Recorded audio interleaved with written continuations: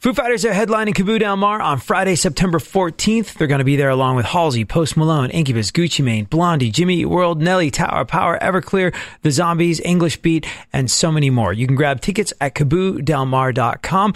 Let's have a little chat with Dave Grohl, shall we? Hey, what's up? Is this Dave? What's happening? Thank you so much for joining us. Can you do me a quick favor and just check your level real quick so I can make sure I got you? Yeah, usually when I do interviews, I just... No, I'm kidding. It's perfect. So, is there any truth to this? I heard a rumor this morning that occasionally you get up and perform at, I won't give away the name of the place, a pizza place in Moore Park. Is this? Or? Oh, yeah, but dude, they shut it down, man. It's such a bummer. Yeah, so Taylor has this, our drummer Taylor, he had this side project called Chevy Metal for a long time, where when the Foo Fighters weren't touring, he wanted to keep playing just to stay in shape. So he started this cover band that would do, like, old Sabbath and old Deep Purple and ZZ Top and Halen and stuff like that. So he would play, like, it was just he and a couple of his friends. They'd play, like, Mexican restaurants and pizza restaurants and it's kind of anywhere, you know. And they sort of, like, got a following because they're great, you know. Taylor sings and plays drums, and if anyone's ever heard him sing, he's got a great voice, you know. Oh, yeah, no, the Coattail Riders. Then it turned into the Coattail Riders, and then it was Birds of Satan. I don't know what he's calling it now, but he's so talented, man, and it's like, so I had to, like, beg him to be in the band. I'm like, please be in Chevy Metal. Come on, dude, let me be in Chevy Metal. So, all right, but besides playing at a pizza place in Moore Park, album tour, documentary movie, band around the documentary movie, some shows around the documentary movie with the band, and then a documentary series with an accompanying album, or is it an album with an accompanying documentary series? Apparently, you know what you're going to do for the next album as well. Either way, the concept of you taking a break seems borderline impossible. What, besides the fresh pots, keeps you going? Believe me, I just had this conversation with my wife.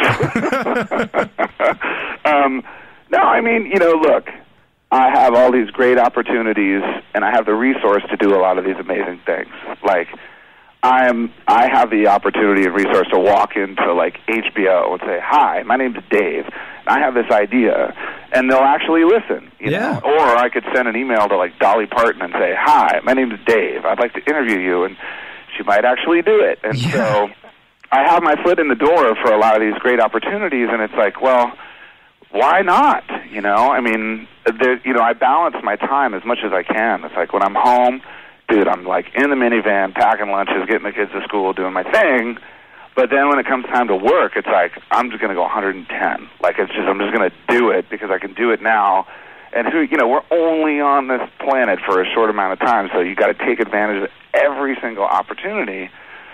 And I just feel like, okay, I mean, every single day I wake up with another crazy ass idea, and I'll tell someone I work with, like, hey, I have this stupid idea, and then within 3 months they're like, remember that idea? Okay, we're doing it. And I'm just like, oh God, really? Do you ever feel like you're going to run out of inspiration? Like, I was wondering, is it like that Steve Miller thing where he went into the studio, he's like, I don't know when I'm going to have this many ideas again. I'm making 2 albums back to back. Wow. I mean, no, not at all. Because I also have so many options. Like, if I want to play a show with Foo Fighters, I can go out and stand in front of the stage with a guitar and do that. If someone asks me to come play drums with them, I can go out and I can do something like that. If someone approaches me and asks me to do a documentary, I can go do that. And so I have all these different outlets, and I almost feel like that then that's not it. Like, there's going to be more, there's going to be something else that at some point I'm going to get my hooks, or it's going to get its hooks into me. And I'm like, okay, cool, now I can do that, too. Because every single thing I do, I did not take lessons to do. And this is a lesson that I think everyone should learn, is that if you're, like, passionate and focused and driven, and there's something that you don't know how to do, just do it. Like, don't even do it the way you would do it. If you can if there's some way you can pull something, you want to be like an arc welder, just figure it out, you know what I mean? Because that's how people do things differently.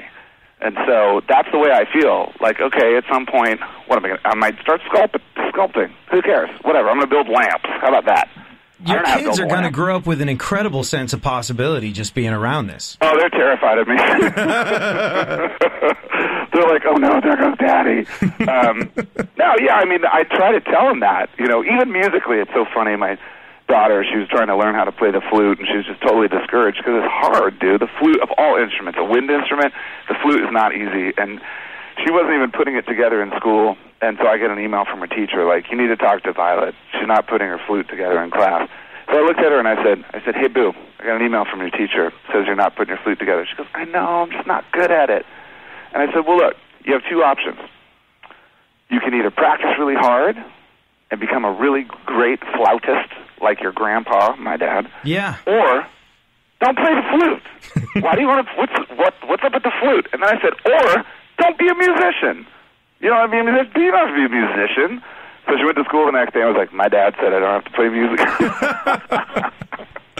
They're like, okay. We were supposed to talk about the TV show and the album, and I think we just wound up getting life lessons from Dave Grohl, which is probably just as valuable. That's Tony Robbins' business right there. Take that. Yeah. Well, I mean, smoke it. Yeah, no, you could do this, then on to motivational speaking. Your dad, who was a flautist, I remember you saying once that even when Nirvana was taken off, he said to you, he was like, this isn't gonna last. I mean, believe me, man, he's like, my dad was a badass and a super smart dude and a wicked musician with like perfect pitch.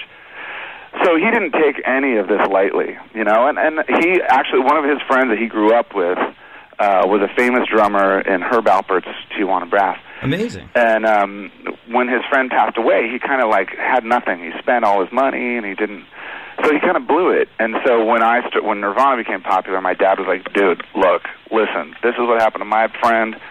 You know this ain't going to last. You better treat every single check like it's your last one, and don't mess around. I was like, okay. And I honestly did. Like, to this day, I still feel that way. I feel like, okay, well, this is going to be the last record, and this is going to be the last check. Do you think that's maybe why you just say yes to everything, because you don't know when the work's not going to be there, and you have that instilled in you? I got to be honest. Also, like, my mother was a public school teacher, so I watched her wake up at, like, 5:30 every morning for 35 years to raise two kids on a public school teacher salary. Mm-hmm. So when you have a parent that works that hard, you work your ass off too. There was no being lazy in my house. I could absolutely. I was a pothead, but I was at least working at the furniture warehouse. You know what I mean? Right. Now, at what point did your dad say to you, "You might have something here"? It kind of came a little bit later. Like, I think especially it actually kind of came a little bit earlier. When he would come out and see the bands I was in before I was in Nirvana, I was just pulverizing the drums. I was just like a cartoon character, just going bananas. And I think he recognized, because he was also a jazz dude, I think he recognized like the passion and the self-expression in that. He knew that I had there was some fire in there somewhere. Yeah. That never translates into a career, and it wasn't ever going to, but I think that he knew, like, all right, well, that kid's, he's got something, he's out of his mind, which I think a lot of his heroes were too, Right, sure, absolutely. Everything's quick and everything is disposable at the moment, and you've kind of curated a musical history of America with Sonic Highways. Was part of that wanting to preserve what you felt was at risk of getting lost? Well, I think the most important thing is you inspire people, because when people are inspired, they actually follow dreams, So there's so much music, and it might seem quick, and it might seem disposable, and the way the devices and the delivery and the internet and downloading, all that stuff.